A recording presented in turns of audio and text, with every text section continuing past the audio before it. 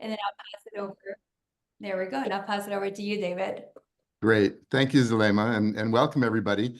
I'm David Bank. I'm editor of Impact Alpha. It's so great to see so many agents of Impact on the call. I think folks who've been on this call know it's something of a tradition to start introducing yourself. There's Katrina, gets the prize. Oh no, Katrina's an AI. Oh, that's a sign of the time. Sorry.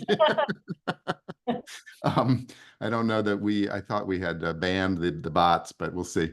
In any event, human folks as well can start introducing themselves and say a little bit of obviously who you are and where you're coming from, but also maybe if you have a connection to water, what it is and why it's important to you. Let me bring in my colleague Amy Cortese, who many of you know. Hi, Amy. Hi, David. Hi, everyone. Good to be here. This is really Amy's call because she's been all over this beat, but I've been very excited to dig in on water, which is a fascinating and shall we say, gnarly issue. I think in my journalistic career always has been. But Amy, you've been all over what we're calling deploy with an exclamation point. Not only the greenhouse gas reduction fund, but all the FOAK, first of a kind projects, and all the kind of activity around getting green assets out in communities all over the country. Yeah, it's really an exciting moment, like between the IRA and we've been focusing a lot on the GGRF, the Greenhouse Gas Reduction Fund, which is a $27 billion chunk for that is going to be channeled out to communities via CDFIs and community lenders and a whole network to set up like this sort of new green lending infrastructure. And the little known thing about the GGRF is that water is included. And I believe our guest Radhika had a hand in making sure that was the case.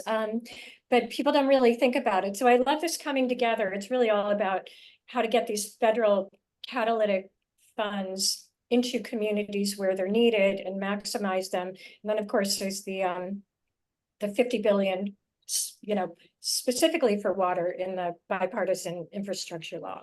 Well, we're getting into all that, but what you're saying is also the intersection with another one of our beats, which we've been calling Muni Impact over the last year or so, and really digging into the kind of the $4 trillion municipal bond market as what some folks say the original sort of impact investing asset class, and that has been brought in not just only muni bonds, but all kinds of community and public financing mechanisms that I think impact investors sometimes don't appreciate enough. So that beat and that piece of work has been backed by the Robert Wood Johnson Foundation, and I wanted to give a shout out to Kimberly Cornett and Zoila and Eli and the whole team over there. Have been great partners in all of that. And I don't know whether they're on the chat there, but take a bow.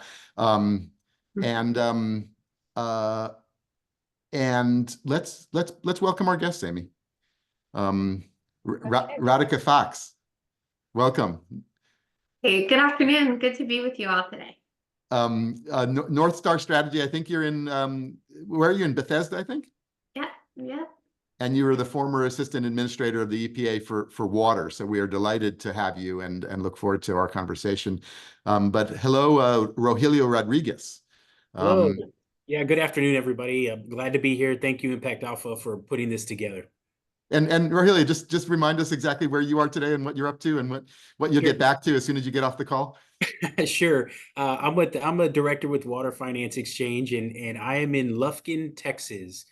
So we host workshops with communities all over the United States, mostly in the Gulf South region, to kind of introduce them to technical assistance. And there's a workshop going on right outside this door for East Texas disadvantaged communities. We have about 16 communities attending. My counterparts are out there working the crowd and signing them up for technical assistance. So right after this, I'll be joining them and hopefully getting some good communities into that BIL money, Radhika. There you go. And Shaun O'Rourke from Quantified Ventures, and you're up in Vermont, right? I am. Thank you, David. Yeah, Northern Vermont. They actually this morning, I think I saw my first few leaves are starting to change up here. So the seasons are starting to change.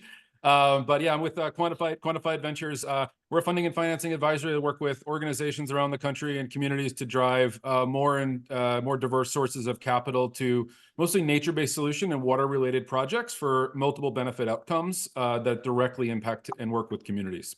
I'm looking forward to Fantastic. joining the conversation today. Terrific. Thanks for joining. And Quantified Ventures been a fun and good partner over the years for stories on all kinds of innovative financing mechanisms. So we always appreciate the creativity you bring to all that. So Radhika, maybe just tee us off, and Amy talked about the historic opportunity, but I'm not sure folks understand really the scale of it. So maybe just give us the broad landscape of where water is at and why it's so important and what the moment is. Yes, absolutely. Well, good afternoon, everybody. Great to see some friends and longtime partners calling in. So wish I could see your faces. David, what I often say about water is that it is our kind of silent partner in all of human activity. I mean, just think about from the moment you woke up and had that first cup of coffee to, when you draw that evening bath for your children. None of what we do, the way we live our lives, the way we fuel our economy is possible without water, right? And I think the challenge, though, is we've underinvested in water for too long, and so there's just a huge generational need for investment. And I think for those of us who work in the water world, we often say, we're out of sight, we're out of mind. People don't think about us the way they think about roads and bridges, but I think what we really are seeing is that is very much starting to change. And you have a lot of investors on the call today, so I think they'll be familiar with this, but there are a tremendous amount of mega trends that are happening globally that make the importance of water even more critical. And let me maybe name a couple of those, right? So if you think about water scarcity, there's at least over 4 billion people, nearly half of whom are living in China and India, that experience extreme water scarcity in their daily lives. We also face challenges around water quality. The EPA says that there are about 70,000 bodies of water in this country, just in the US, that do not meet baseline water quality standards. We know the issues of climate resilience are significant, and that climate-related water risks could wipe out nearly $5.6 trillion from the global GDP. And then we also know that there's huge management challenges, management capability challenges, where 25% or more of the water workforce is set to retire in the next 5 years. So that can sound really depressing, like all of these megatrends, but what I would say to the investors, the impact investors on the call, all of those challenges are also investment opportunities. And so I know we'll get into that as the discussion goes on. Well, but just at the high level, when I said gnarly earlier, in my mind, it's just always been hard to really pin down how all the pieces of water fit together, because it's a public good but it's also a commodity and it's also a resource. And so why is it been so difficult to get the adequate, why is it underinvested if it's so valuable?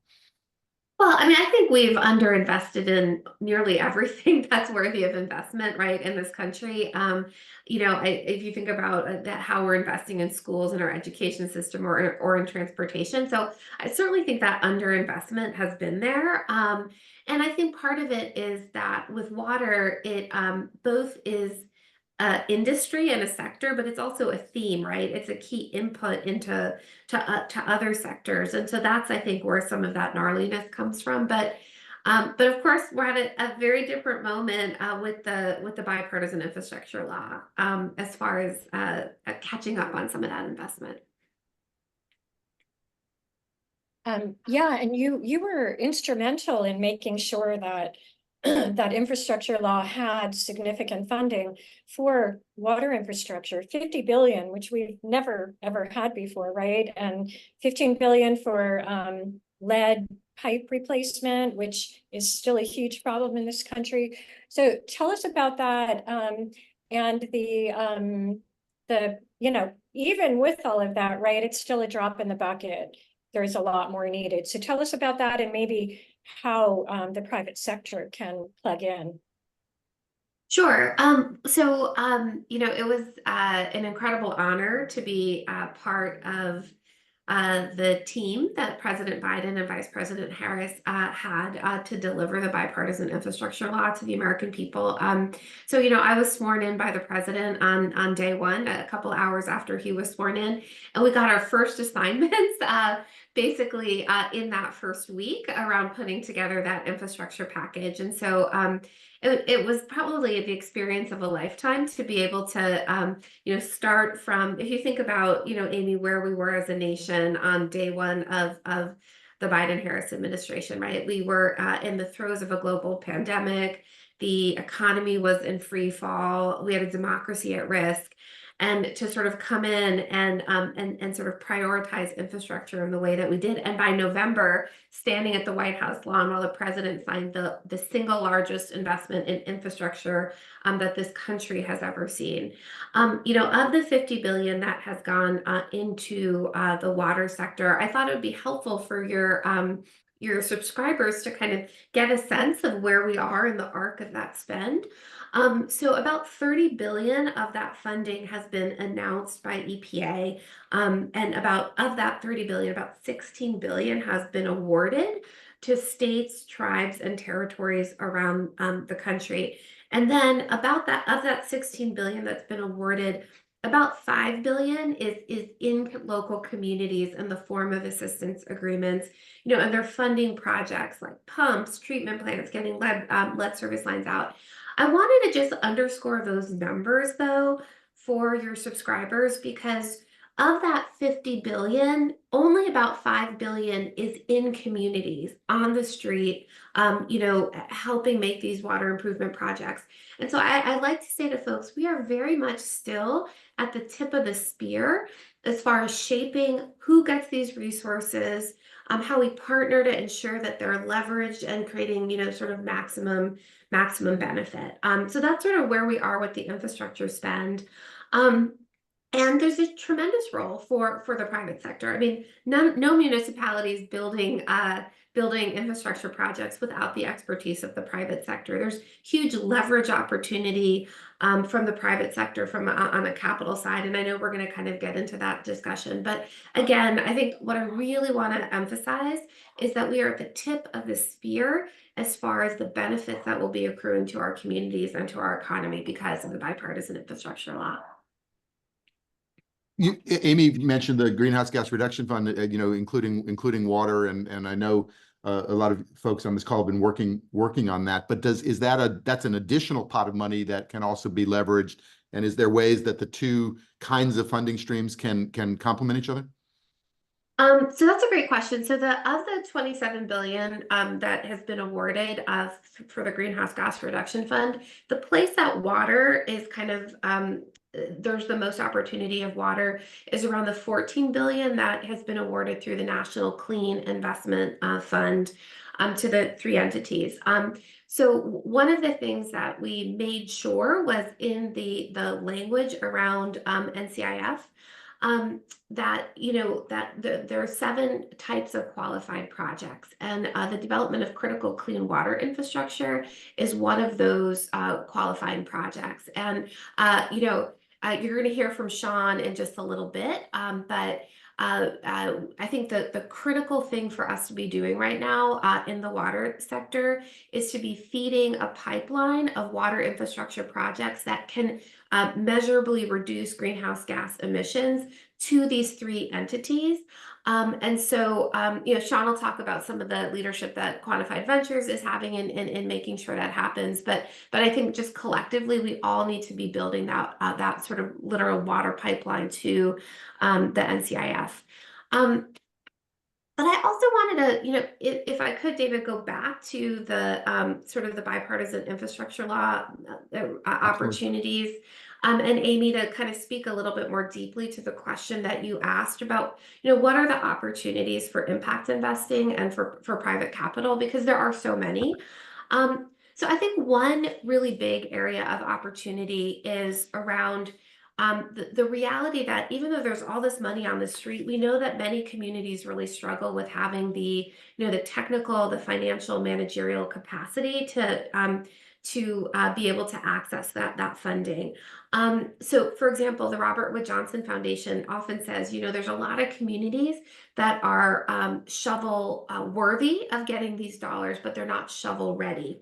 And so, for example, one of the things that the Robert Wood Johnson Foundation is doing, and I'm so happy to support them in an advisory role, is that they have made an impact investing loan to Communities United.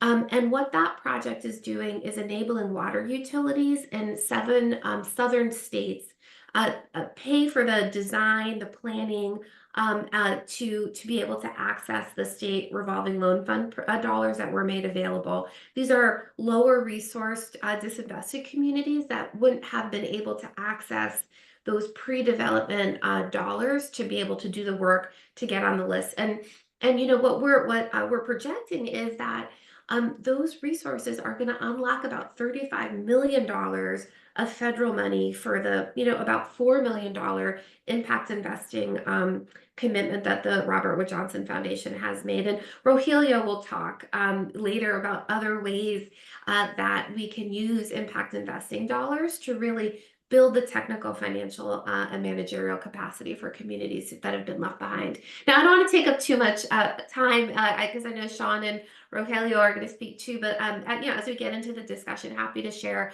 some other really concrete examples of how we can, get private capital and impact investing dollars to work alongside the bipartisan infrastructure law. That's perfect, because that's I think what's becoming sort of the emerging focus here is that there's a lot of money there, but there's more needed, and there's more needed in particular places that can activate these larger funds, which is a good segue to Rogelio, especially in terms of how this money actually flows to communities, and as Radhika was saying, sometimes communities that don't have the technical capacities necessarily to pull these projects together. So how are you seeing this? Yeah, that's exactly right. First of all, thanks for hosting this. And when Water Finance Exchange first started, we did reach out to Ms. Fox and to QV and to try to get a sense of what the market looked like. And Robert Wood Johnson has been a great supporter. And so when we go out to communities on a day in and day out basis, we're working with about 50 some odd communities in Texas. We've helped catalyze about $150 million. But there's a lot of excitement. I will say, the BIL has created a lot of excitement in communities, a lot of willingness to go down the road and address infrastructure. But there's a lot of technical assistance that has to happen because a lot of them are not ready for that kind of financing, right? So we spend a lot of time working on base documents, analyzing the region.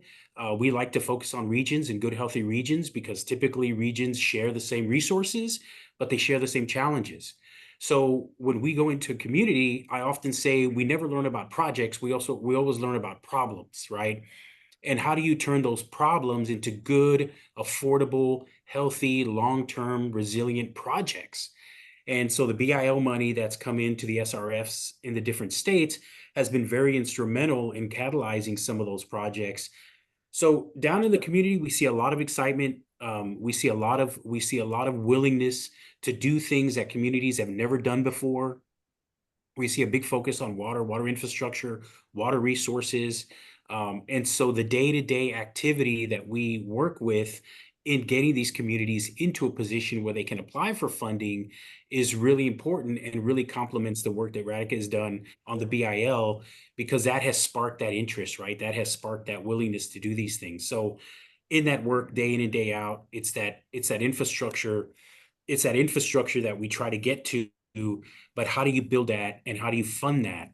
And as everybody's kind of alluding to on this call, there's a huge gap in that infrastructure. I'll tell you, for this year in Texas, for water and wastewater, there's a $7 billion gap. What does that Yeah. mean? It means that the money that was available from the state revolving funds for drinking water and clean water did not meet $7 billion of requests from communities, right?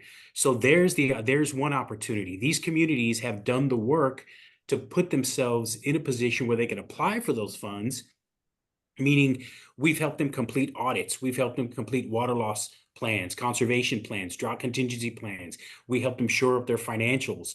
We've done rate analysis, we've done cash flow pro formas to put them in a position where they could apply for this money, but they didn't get ranked. So there's the opportunity for outside capital, for municipal capital to come in and help pick up that gap.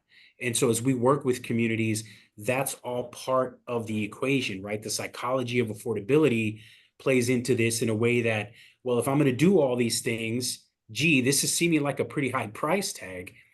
But you have to help communities understand what the rate setting is all about, what the equity in that rate setting means, what the demographics of that community is, and how do you set those rates so that it's fair and one sector of water users isn't paying for another sector's water use, right? Typically commercial meter size water pipes, all those things go into the equation. And that's the work that has to happen down in the community to make sure that all of this can be done equitably and that communities aren't taking on more than they can, right? That's why technical assistance is so important, because we help guide communities to the realistic answers for what they have to do. And we always say that the money's great, the funding that's out there is wonderful, but if it's not affordable, it's not sustainable, right? And that's part of the equation.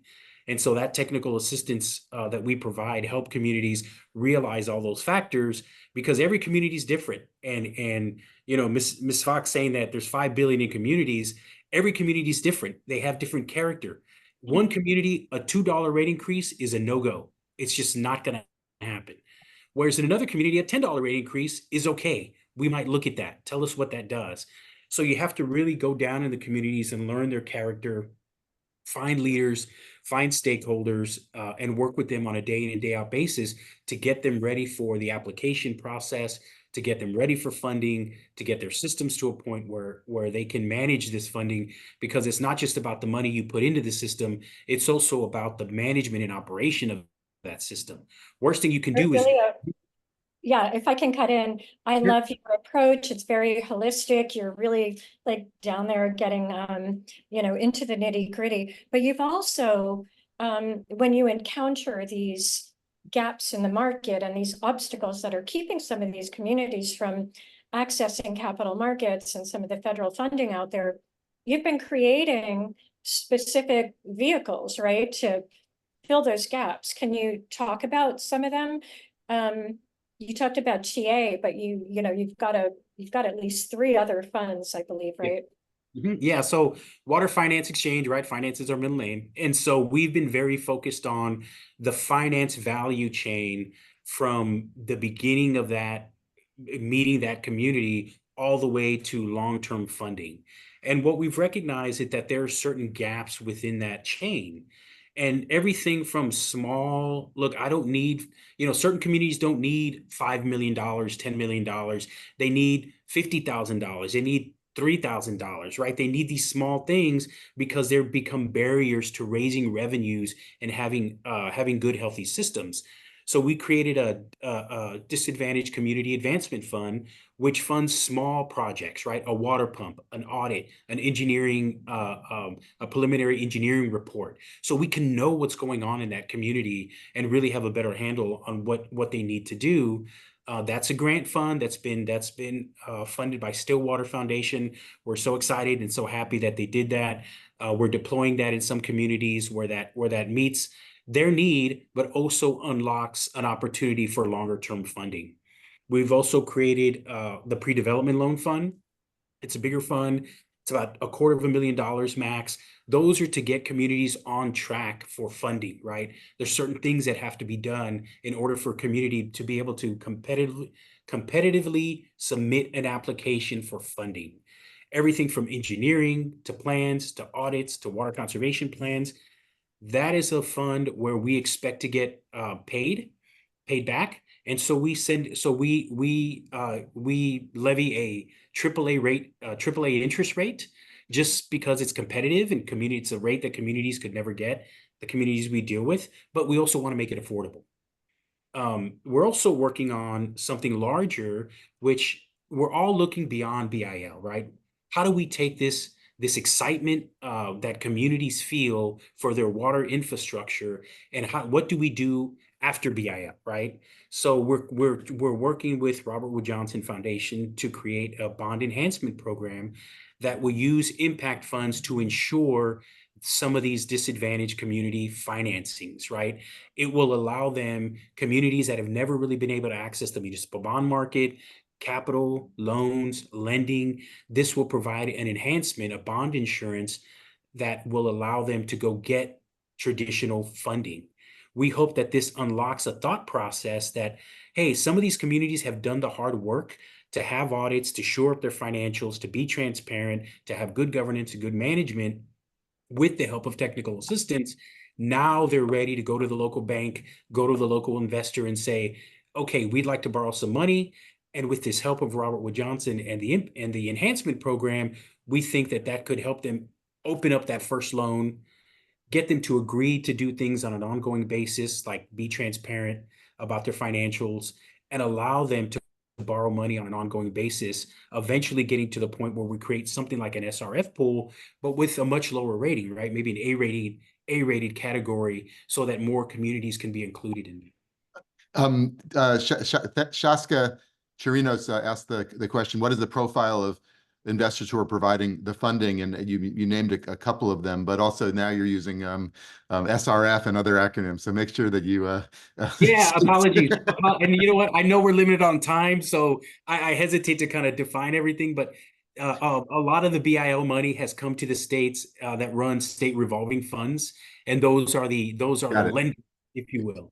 Amy added that, but just so folks know who could possibly help with such funding for pre-development, for credit enhancement, for some of these things. What kinds of funders or investors are you working with? Yeah, so we're working with all kinds, right? Impact funds, local banks, local lenders, CDFIs. We have several applications to the greenhouse gas funding. But I think the opportunities more broadly are getting a little more funds into the enhancement program, into the insurance program, creating more of a pool of funding for technical assistance providers where we could blend capital, because grants are great, low interest loans are great, but there's so much competition for that money that there isn't always enough. So how do we blend traditional capital, traditional investors such as banks, and individual investors, family offices, into that mix?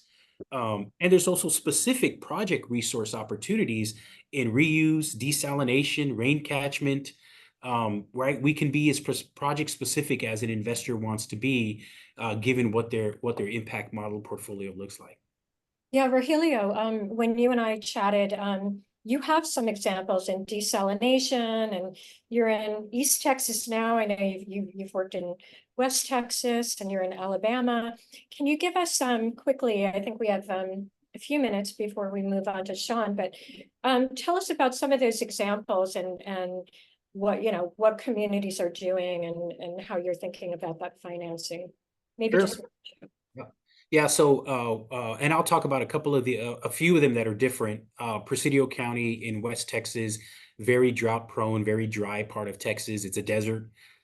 We got together 7 different communities, many of which could not get financing on their own because they're colonias or they're unincorporated areas that really have no legal structure.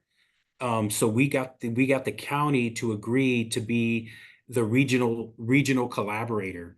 And so we applied for about $20 million worth of state funding, that state revolving program funding, to help all those communities realize some improvements into their infrastructure.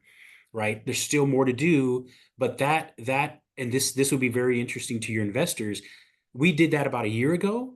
Now, many of those communities, feeling like they have a good foundation for basic infrastructure, are now looking at other economic development opportunities, because we can't deny that link between good infrastructure, base infrastructure and economic development. So now they're looking at things like geothermal. They're looking at things like they have a border crossing. How do we create economic development around the border crossing, right? How do we create more commerce? How do we use geothermal to help make our utility expenses lower? So when communities feel like they have a good base infrastructure, they can move towards economic development, which will increase the tax base, increase the revenue flows, and make them a better bet when it comes to investing. Another one in that same vein is South Texas Water Authority. They serve 7 communities. Since 1976, when they were created, they had never served a commercial customer. It's all been residents. Well, lo and behold, Tesla calls them up and says, we'd like to build a lithium refinery in your area. First commercial customer they're going to serve is a big name like Tesla. Well, of course they want to do that. Of course they want to use that as a jumping off point to expand economic development around the rural coastal bend of Texas. And so they're scrambling to find ways to provide that water. They're entering into a P3 with a desal provider that's going to provide desalination for brackish water. But that's an example where the economic development came to them, but they didn't have the infrastructure. So how do they do that, right? What's the best way for them to do that? And then I'll just do one more. South Plains Water Supply. It was four private water systems that were failing. This one was from the ground up. The community got together and said, enough is enough. We're going to take over these 4 systems, create a legal authority so that we can run our own water system, take it away from the private operator. And they got $3.6 million in grant funding to do that. Terrific. Rogelio, thank you. And stick around, but let's move to Shaun O'Rourke, because I know you've heard these kind of stories, you've worked with these kind of communities, and you've also now working with green banks and others to be the lenders that some of these communities might go to, or some of these projects might go to. So just tell us how you are thinking about the sort of new landscape for lending and water in particular. Yeah, thank you, David. It's been terrific to hear the stories from Radhika and Rogelio. We've spent a decade plus being like, if we only had the money, and like, now is the moment, right? And we really need to catalyze around this idea that Radhika was talking about, like crowding in pipeline development, making projects investable. And this is going to take a village, not just from project proponents, but also from the entire lending and capital landscape and community. And so this is exactly the right time for this conversation. And at QV, we're kind of exactly at the forefront of that conversation. We've recognized that a pipeline of projects is absolutely critical, and saw the Greenhouse Gas Reduction Fund and the NCIF, that $14 million, as a critical opportunity to run alongside the great bipartisan infrastructure law funding, and see green banks really as a catalytic investor in this landscape, not just for climate mitigation and energy projects, but also for the non-traditional water and natural infrastructure projects as well. And in our early conversations with many of the national green banks that have just been capitalized, and many of the others that are across the country in many of the states, whether established or baby green banks, as we like to call them, one of the things we heard was, yeah, we're really interested in this water stuff, but we just haven't really entered that space yet. Besides the Connecticut Green Banks, the Rhode Island Infrastructure Banks, the Illinois Finance Authority, there's a few that have kind of led this charge. And the thing we heard was, yeah, bring us projects and we'll think about it. We're interested, but we're not really sure the demand is there. And so I can talk about the national request for information that we put out a few months ago, which had really tremendous demand. But one of the, sorry. No, just to underline that point, when they say we're interested, bring us a project, is that their polite way of saying we don't know how to underwrite that, so we're going to sort of dolly you along, but not actually do the deal? Yeah, they said if you can figure out the roadmap with us, we'd be willing to play. And we said, so great, that was our charge. Take us through what you were at Rhode Island so take us through what a bank that knew how to underwrite a deal would do in those cases. Sure. Yeah. So one of the major questions was, what is the size of the deal? What is the type of project? And what is the story that project is going to tell? And I think that aligns really well with the Greenhouse Gas Reduction Fund criteria of, is it ready to go? Which is a major criteria of wanting to get the money out the door as quickly as possible. What is the impact that project is looking to have? With the GGRF? It's Greenhouse Gas Reduction Fund, investment in disadvantaged communities and beyond. And then we would structure due diligence around that type of project, such as, Are there established revenue streams? Is the project proponent, established enough? What is the riskiness of the project itself, and can it tolerate a market rate versus a subsidized or more patient capital need? And that's exactly what we're starting to do now with the Greenhouse Gas Reduction Fund. As through this RFI that we put out, we received $7 billion worth of project costs nationally, and almost $4.5 billion of that is financing need. So there is a lot of projects out there, and this was across 120 projects. This is I would say, the most robust pipeline of investable nature-based solution and water-based projects that has been compiled. And so we're going through this process right now of doing an investability scan, of seeing which ones are ready now to receive capital, and then be able to almost bring the baton to the national green banks and the recipient green banks, where the money is going to flow from the EPA to the 3 national green banks and then down to sub-recipients.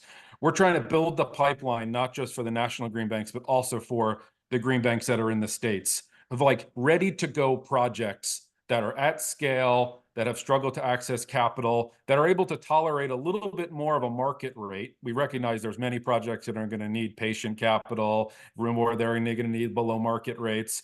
But we're trying to make prove to the test here that these are projects that fit the bill of greenhouse gas reduction targets and can have multiple benefits within communities. So that's kind of our process. And if there was a project that came to a bank for financing, would the kind of credit enhancement that Rogelio and Radhika were talking about, would that be a deciding factor to go or no go on a project? I think so. Yeah, some of the projects that we're prioritizing right now are, I think, going to be able to be financed without some of the credit enhancement or loan loss reserve criteria, just because they're a little bit further along and more established. But that's 10 or 12 out of 120. These are, perceived as much more risk is involved. There's going to need to be an enhancement facility, loan loss reserve. There's going to be a need for other investment capital, whether it's foundation or philanthropic capital or other impact investors, to come alongside these other projects that may be a little bit earlier. And we're also seeing a need for a lot of pre-development funding as well, that are going to be able to make these projects more ready for some of these larger state revolving fund or greenhouse gas reduction fund dollars. So those are kind of the 2 things of the intersection that we're starting to see now with the impact investment community, as well as the green banks. The other thing I wanted to mention, David, is there's pipeline and demand side, but there's also the lender side of, does the conditions exist? Do the programs exist within the green banks in order to actually be able to make the investment? And through the generous support of the Robert Wood Johnson Foundation and the Walton Family Foundation, we're now working with 10 green banks around the country who have said, yes, we're interested in this water environmental infrastructure work. We just don't know exactly where to get started. We don't know where the projects are, or even how we would finance them, even if we did have the capital. And so we're working directly in partnership with these 10 green banks to build the demand locally, but then also develop the programmatic structure around what would be the lending terms, what would be the due diligence, so that they actually have the structures and infrastructure in place to actually invest in these types of projects. So training the lenders. Exactly, yeah. And Shaun, I wanted to ask you, with the Greenhouse Gas Reduction Fund, when we think about water infrastructure, most of that is funded by traditional muni bonds. What is the interaction there? How can these, municipal finance kind of work with some of this GGRF funding? Yeah, it's a great question. And what we're pretty clearly seeing is there's no silver bullet to any of the water infrastructure and infrastructure investment needs around the country. There's going to be multiple sources of capital that are going to be needed to be able to drive catalytic projects. And so if we just take water utilities, for example, one of the ways that we've started discussing how to make kind of holistic investments within the entire service area, not just the receiving plant and thinking about pipes and pumps, is to think about how do we look at the right source of capital for the right project type. And so a muni bond or a bond that a utility floats may be terrific for the pipes and pump side, or they want to use an SRF program for that. But there's also the opportunity for renewable energy within the plant, which could be perfect for scaling up an investment, which actually would reduce the potential for rates within the community because you're lowering energy demand. or thinking about bipartisan infrastructure law funding or GGRF money for investments up in the watershed so that less water actually reaches the plant itself, which we're making the case right now that there's absolute energy savings opportunity by less water treated is going to have, you know, less energy need. So there's an intersection of multiple sources of capital. The municipal market, as well as the, you know, more traditional bonds by water utilities, is not going to go away. We're just trying to find ways to amplify the impact by bringing in different sources of capital. And just to tie the, you know, that together with the Sure. the climate link, the water treatment for drinking water, for wastewater is often the biggest source of greenhouse gas emissions, right? And carbon footprint for water utilities and municipalities, which I didn't realize. Yeah, I mean, I Absolutely. think, yeah, I think about 10%, 12% of all emissions come from the water sector. So there's huge opportunity in the sector broadly.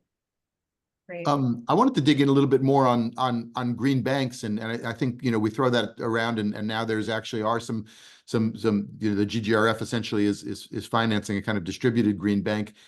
So Shaun, maybe help us with that. But also, I think we have Doug Coward. Isaac, can you promote him to the stage here?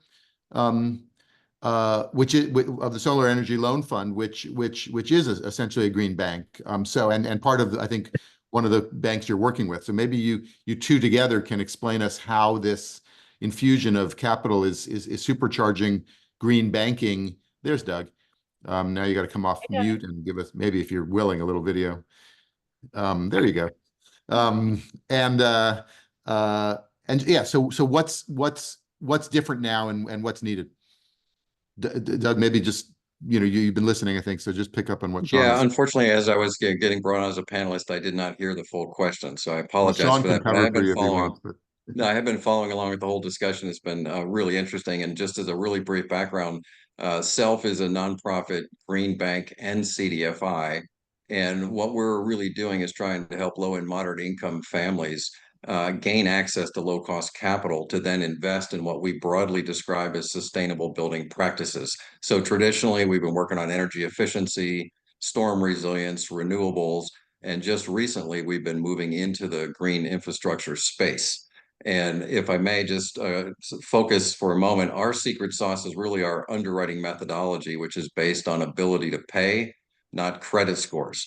And so what we're really trying to do is help the 42% of Americans who can't access capital to be able to secure low-cost financing to then invest in these types of projects. And we were really excited to join forces with CGC and the Robert Wood Johnson Foundation and Quantified Ventures to now be working on trying to expand our green infrastructure, our equitable green infrastructure financing program. So we have taken a baby step into this space. We partnered with Martin County here in Florida, and they're making major investments in their central sewer lines. And they were interested in trying to have the adjacent property owners get off the septic tanks and convert to that central sewer system. So we have an on-bill financing arrangement with them. And we provide basically a $7,000 loan on a 10-year term at 8% interest, which works out to $85 a month, so that people can affordably access this financing and then use that to get off their septic tanks and connect to the central sewer system. As a part of this current project, we're now also looking to expand our green infrastructure lending so that we can now help existing urban areas deal with lateral line and lead pipe replacement. So we're working with Miami-Dade County, City of St. Pete, and others, exploring the opportunity for us to be able to provide capital for the private side of this equation. A lot of this discussion has been on funding needed for public entities to make these investments. And as a green bank CDFI, we're focusing on providing financing to the adjacent property owners so they can access funding to then be a part of this solution. So we see the GGRF funds particularly focused on the lateral line replacement. As has been noted in this conversation, because of the greater efficiencies, reduced use of the wastewater treatment plants, and the reduction in greenhouse gas, that should open up GGRF funding opportunities. But we've also raised $50 million from non-governmental entities, impact investors, foundation PRIs, bank CRA investments, et cetera. And we see those sources potentially helping us continue our work on the septic to sewer conversion projects as well. So it just in the state of Florida, go ahead, David.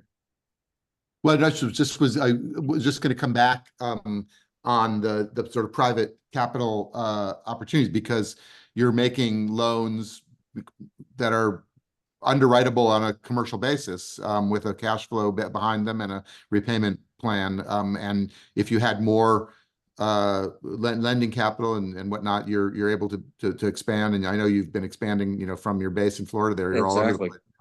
Yeah, no, we've expanded from one county in Florida to now operating in 11 states. We've completed $38 million of these small green home loans that are typically around $10,000. Our LMI penetration rate over our 14-year history has been 74%. And last year we hit an astonishing 94%. And our default rates over our 14-year history have been about 2%. So we've been able to show that, you know, we can do prudent lending in underserved markets, despite the fact that they're perceived as being riskier. We've shown that we can do this successfully and prudently. Great. Yeah, I don't know.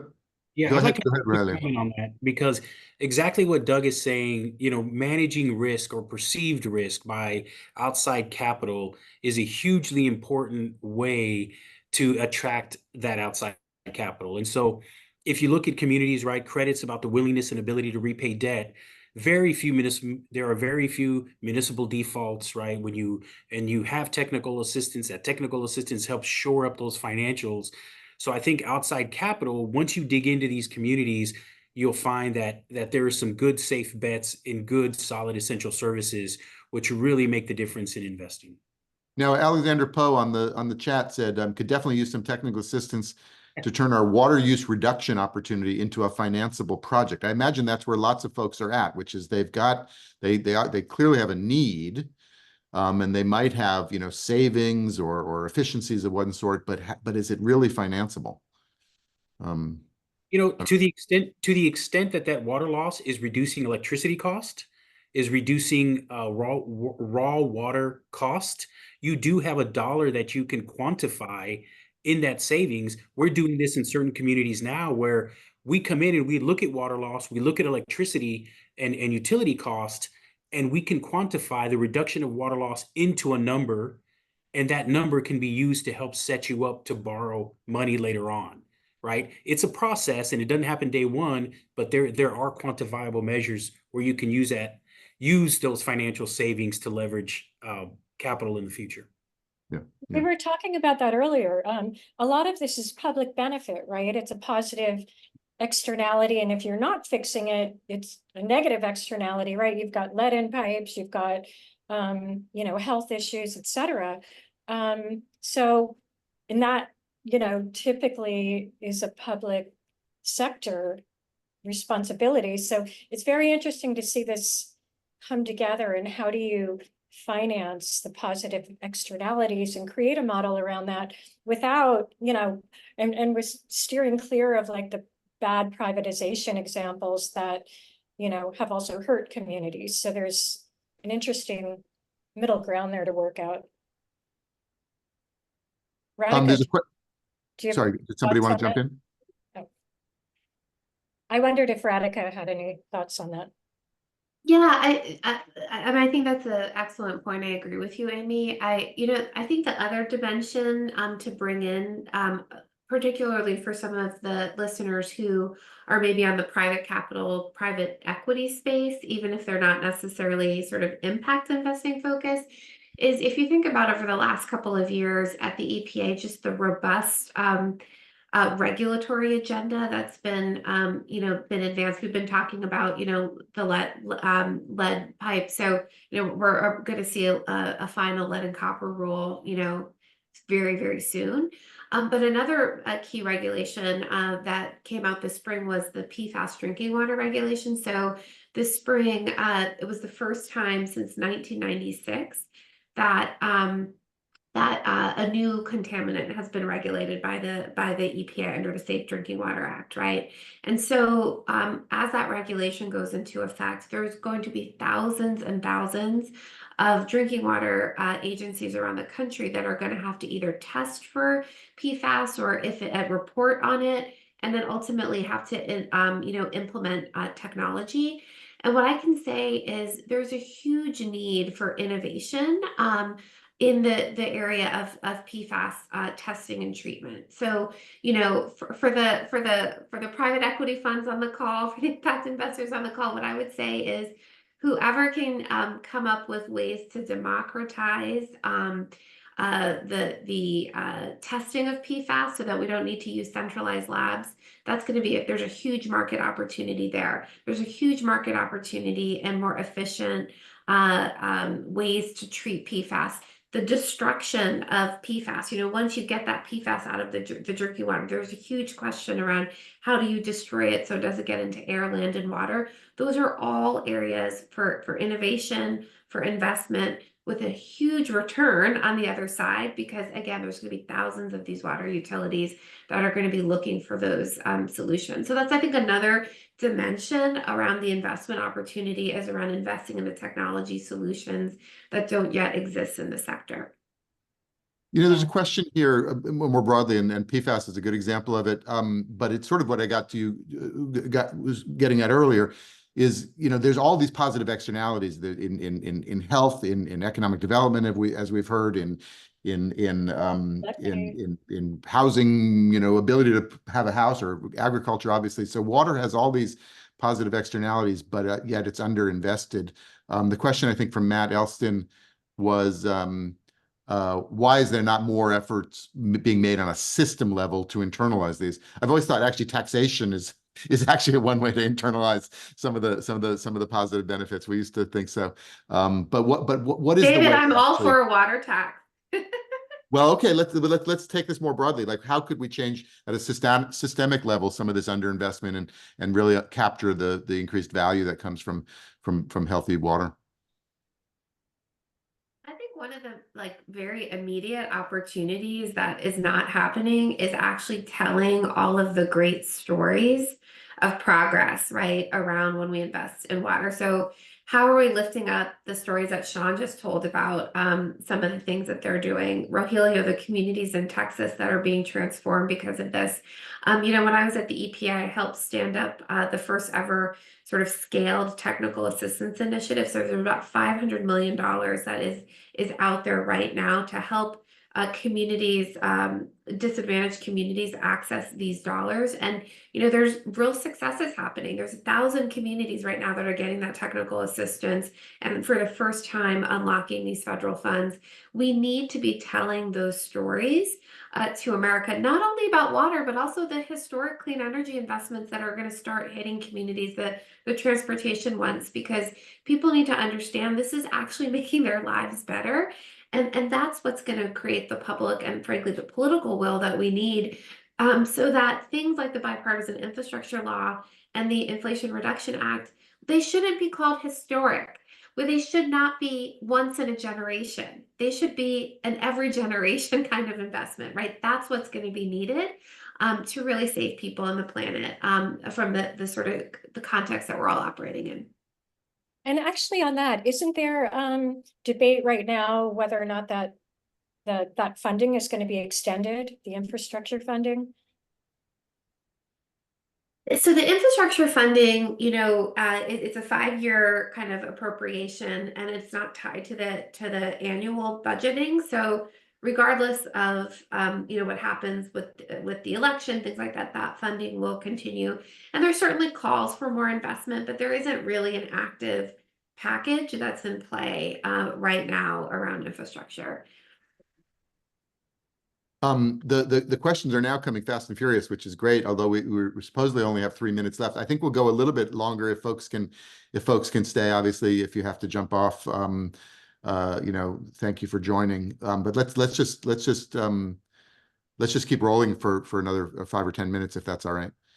Well, there was one from Radhika about why so little of the 50 billion Like, why are we still the tip of the spear?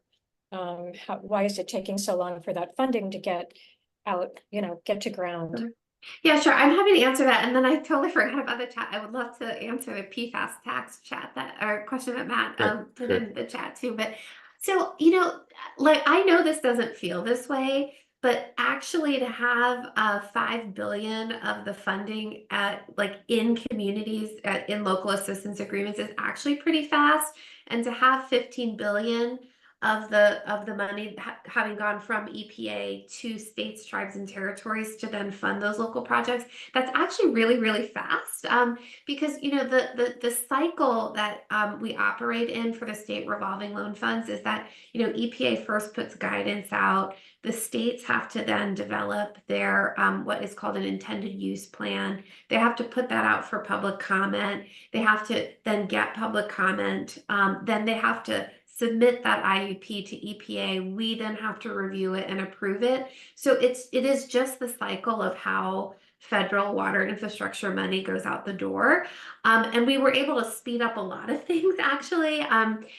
So really, to me, I think it's an opportunity, right? The fact that 5 billion is working and in the system, that means there's still 45 billion that we can really try to make sure gets to the highest and best use. So it gets to the communities that Rogelio was talking about, the communities who haven't been able to access these dollars before, but also that we don't invest in projects that are the same usual thing, right? That we actually build climate resilience projects that, as Shaun was talking about, that prepare our communities for the future. So that's what I would answer as far as that question, Amy. Yeah. Rogelio, maybe just pick up just in the last couple of minutes here, like if the communities you're working with, like how can they to the point about stories or the point about how to access capital and access technical assistance and whatnot. I mean, are you seeing a new surge of projects and a new surge of energy now because there does seem to be a way to get them done? Is it a new feeling on the ground? It really is. It really is. There's a lot of excitement. I think the BIL has really sparked a catalytic desire to do things that communities haven't done in a very long time.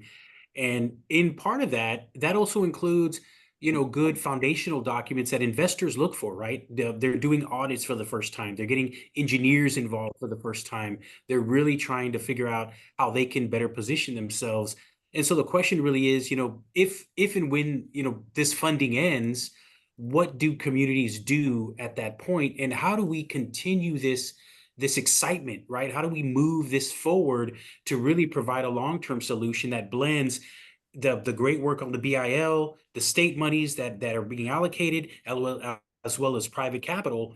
And if we create that base of excitement and documents and financial transparency, then we want to believe there's a great opportunity for investors to be part of that and create a blended financing approach.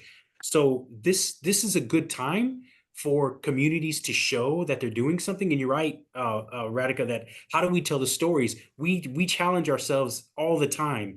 We're so head in the books, right? We're so down in the community. We never look up to tell the stories. But what I also say is you have to be realistic about those stories. Sometimes success is a community has done a financial audit and they've never done one.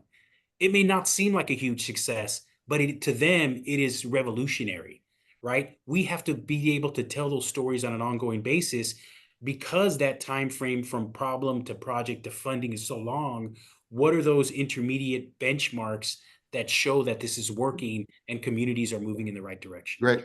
And then and the same question to Shaun and Doug, is there now if you have to jump, right, Radhika, thank you so much. Hi, Okay. Radhika, thank you. Bye.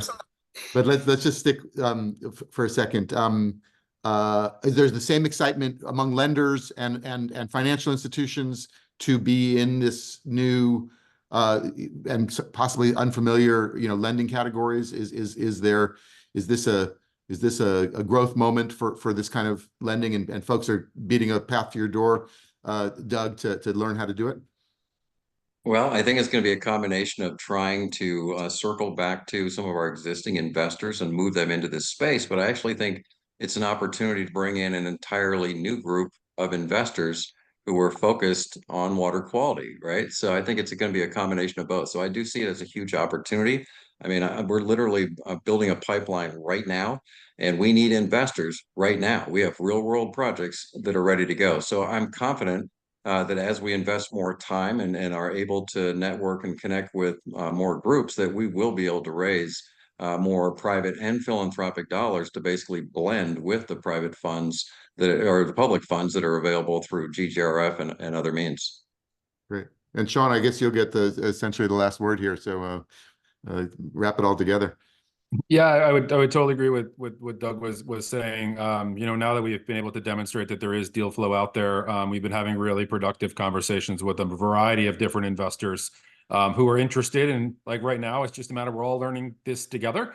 And we also always talk about like pilot projects. We need to move beyond the pilot projects. We know many of these national infrastructure and water-based projects work, and we can quantify the benefits. And this is the moment to think about it at scale. And then the last thing I will say, David, if I can, we've talked a lot about water projects in the water sector and specific water-related money. We also have an opportunity right now to be thinking about infrastructure investment as a whole and how water, and this kind of goes back to where Radhika started.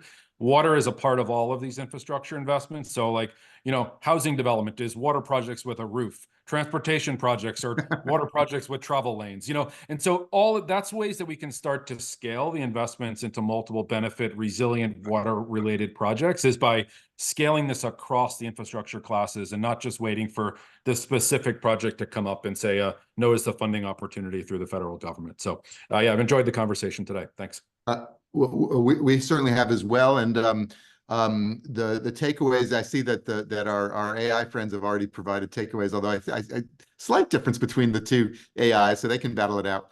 But the takeaways I find is that there's a pipeline. You just mentioned pipeline. You mentioned pipeline, Shaun, as well. So folks who are looking for projects, and nobody can say there's not projects that are at least getting ready to go from shovel worthy to shovel ready. And then from both Radhika and all of you, the mechanisms are developing for private investors to play a role at all different levels of project development. And I think what the difference is that now that those investments have a clear pathway to scale and to financing in this public money. And then maybe the third takeaway is that this ecosystem of lenders and finance, you know, sort of is not only related to the federal funding, but that could outlive it and find new mechanisms to internalize all these positive externalities that folks have talked about. So that's all from us. But Doug, we'll always take another thought from you. I wanted to conclude just with one final thought, because this has gone beyond a pilot program. We've been working in Martin County for 3 years. We've already financed 194 projects totaling 1.3 million without a single default. Oh, and that's a 3-year track record. There you go. That's one of the stories that we can be better telling and get out there. Amy, any final words from you?